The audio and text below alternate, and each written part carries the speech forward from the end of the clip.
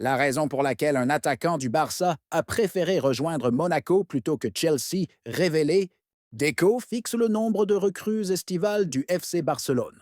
Et la vérité sur l'arrivée de Diaz et Rashford. Coup par-ci, Ousmane Dembélé mérite de remporter le Ballon d'Or. Intervention surprise de la FIFA, après la polémique arbitrale lors du match entre le Barça et l'Inter Milan. Et avant de commencer, n'oubliez pas de nous dire dans les commentaires quel joueur mérite le Ballon d'Or cette saison. Et si vous êtes un supporter du Barça, n'oubliez pas de vous abonner à la chaîne, de liker et de partager. La raison révélée pour laquelle l'attaquant du Barça a préféré Monaco à Chelsea. Après une saison décevante sur le plan personnel, Ansu Fati, la jeune pépite du FC Barcelone, s'apprête à quitter le club catalan pour rejoindre l'AS Monaco sous forme de prêt avec option d'achat.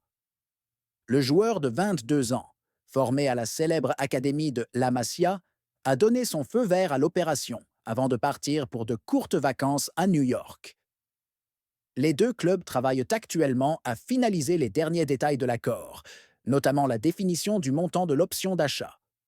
Malgré l'intérêt de Chelsea, club anglais réputé pour ses dépenses généreuses sur le marché des transferts, Fati a décidé de s'engager avec Monaco, un choix motivé par plusieurs raisons dévoilées par le quotidien espagnol Mundo Deportivo. Les raisons du choix d'Ansu Fati pour Monaco. Selon le journal, la confiance exprimée par le club de la Principauté a joué un rôle déterminant dans la décision de Fati, notamment après un entretien personnel avec l'entraîneur autrichien Adi Hütter, qui lui a garanti une place de titulaire, promettant 10 titularisations consécutives, quels que soient ses résultats devant le but. Une rencontre avec le directeur général du club, Thiago Scuro, a également renforcé la conviction de Fati quant au sérieux du projet sportif de Monaco. Parmi les autres facteurs décisifs, figure la promesse du club français de lui assurer une participation régulière en Ligue des Champions la saison prochaine, un élément incertain dans les autres clubs intéressés. Les raisons du refus d'Ansu Fati envers Chelsea. Concernant Chelsea, l'encombrement de la ligne offensive du club londonien a soulevé des interrogations dans le camp du joueur quant à ses chances réelles de jouer régulièrement, notamment après l'expérience peu concluante du Portugais João Félix avec les Blues. Un exemple souvent évoqué lors de l'évaluation de l'offre anglaise. Face à l'absence de garanties techniques claires de la part des autres clubs, Fati a préféré le projet monégasque, jugé plus en phase avec ses ambitions à ce tournant décisif de sa carrière. Deco détermine le nombre de recrues estivales du Barça et la vérité sur les arrivées de Diaz et Rashford. Le Portugais Deco, directeur sportif du FC Barcelone, a défini les besoins de son équipe et le nombre de recrues nécessaires pour le prochain mercato estival, afin de renforcer l'effectif avant le début de la saison 2024-2025. Le Barça a accompli de grands exploits cette saison, en remportant 3 titres nationaux la même année. La Supercoupe d'Espagne, la Coupe du Roi et la Liga. Cependant, le club a perdu le titre qu'il cherche à décrocher depuis des années, la Ligue des Champions, quittant la compétition cette saison en demi-finale face à l'Inter Milan. Le Barça vise 4 recrues cet été. Dans des déclarations au journal espagnol Marca, Deco a déclaré « Renfort, nous ne vendrons pas nos meilleurs joueurs. Nous continuerons à progresser avec les mêmes joueurs que cette saison. Nous recruterons 2, 3 ou 4 joueurs, mais nous n'entrerons pas dans le marché des transferts de manière folle. » Et il a poursuivi. Luis Diaz et Rashford, nous nous sommes concentrés sur le renouvellement des contrats, puis nous parlerons des nouveaux joueurs. Bien sûr, ces 2 joueurs, comme tu l'as mentionné, sont bons. Mais ils ont des contrats avec leur club, donc nous ne parlerons pas d'eux, car ce ne serait pas juste. Quand nous déciderons d'entrer sur le marché, nous trouverons certainement des noms. À mon avis, nous n'avons pas besoin de recruter beaucoup de joueurs.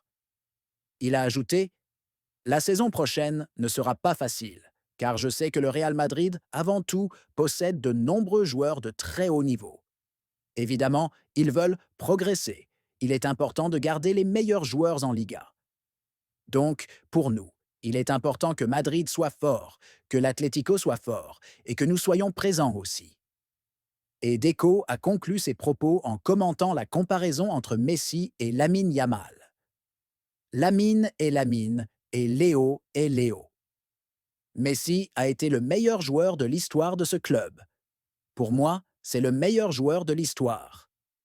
Tout le monde devient fou en voyant jouer Yamal. Tu paierais pour le voir sur le terrain.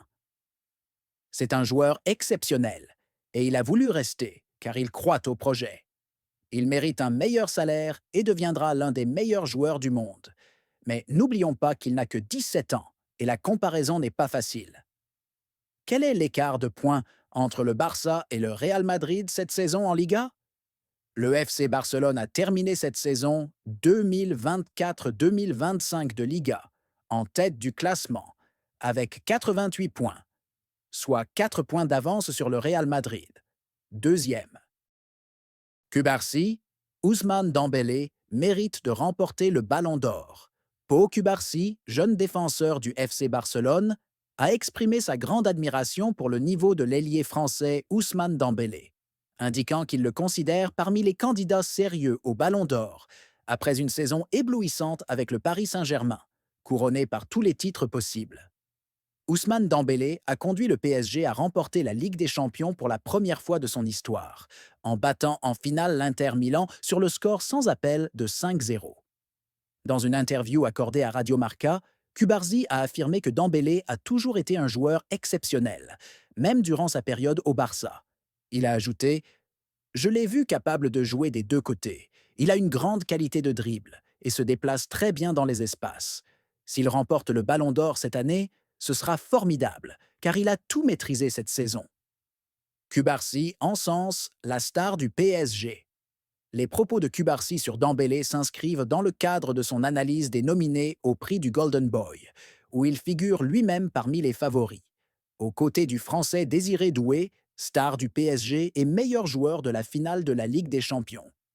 Malgré la concurrence, Cubarsí a fait preuve d'un grand esprit sportif en déclarant « Doué a réalisé une finale exceptionnelle, et je pense que nous méritons tous les deux ce prix en fonction de ce que nous avons accompli cette saison. » Cubarsí a également évoqué ses souvenirs de la confrontation face à Doué lors de la finale des Jeux Olympiques à Paris l'été dernier, où l'équipe espagnole avait battu la France.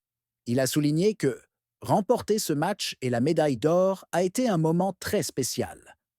D'un autre côté, Cubarsí a réagi avec prudence aux rumeurs liant le FC Barcelone au gardien de l'Espagnol, Joan Garcia, déclarant « Nous avons déjà de très bons gardiens.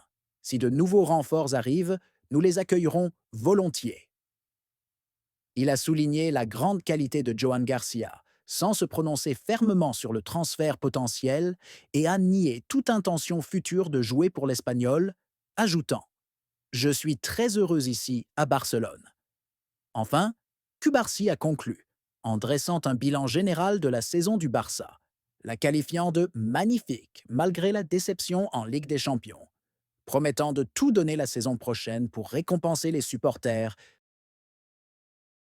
Une intervention surprise de la FIFA après la controverse arbitrale lors du match entre le Barça et l'Inter Milan.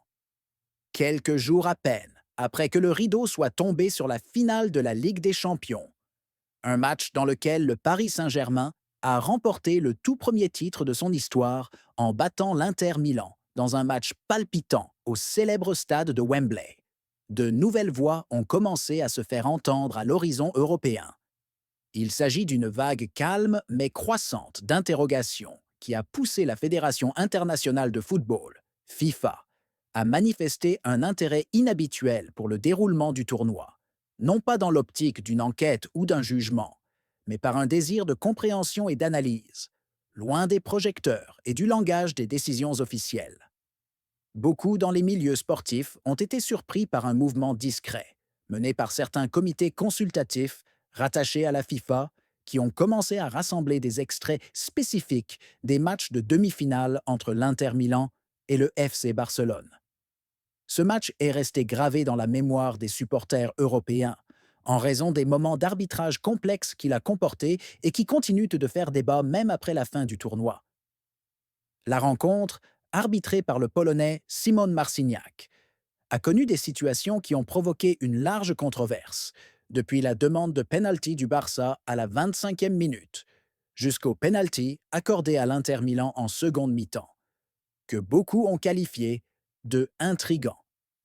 Ce qui est remarquable dans la démarche de la FIFA, c'est qu'elle ne provient d'aucune instance exécutive ou juridique, ni ne s'est accompagnée de déclarations ou de commentaires officiels. Elle a plutôt pris la forme d'une initiative interne et consultative, visant à comprendre la réalité de l'arbitrage contemporain dans les plus grandes compétitions continentales, en particulier dans les moments décisifs de la saison. Plusieurs spécialistes au sein des comités techniques affiliés à la FIFA ont exprimé leur souhait de revoir les fondements sur lesquels se basent les décisions des arbitres dans les demi-finales et finales, non pas dans l'intention de critiquer des personnes nommément, mais pour développer une vision future plus cohérente avec les exigences d'une compétition équitable et l'équilibre mental et psychologique des joueurs sur le terrain. Dans les coulisses, non annoncées officiellement, des sources proches de la FIFA ont indiqué qu'une partie de cette orientation provient du suivi de plusieurs analyses médiatiques et techniques diffusées sur des chaînes européennes de renom.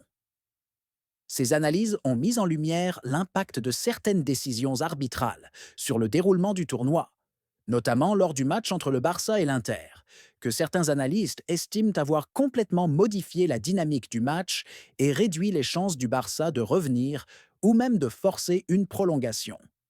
Cela, selon les dites sources, a suscité une curiosité institutionnelle au sein de la FIFA, non pas sur le plan des soupçons ou des accusations, mais sur celui du besoin pressant d'évaluer l'effet de la pression arbitrale sur des équipes qui misent sur la possession et la construction du jeu en profondeur, comme le Barça.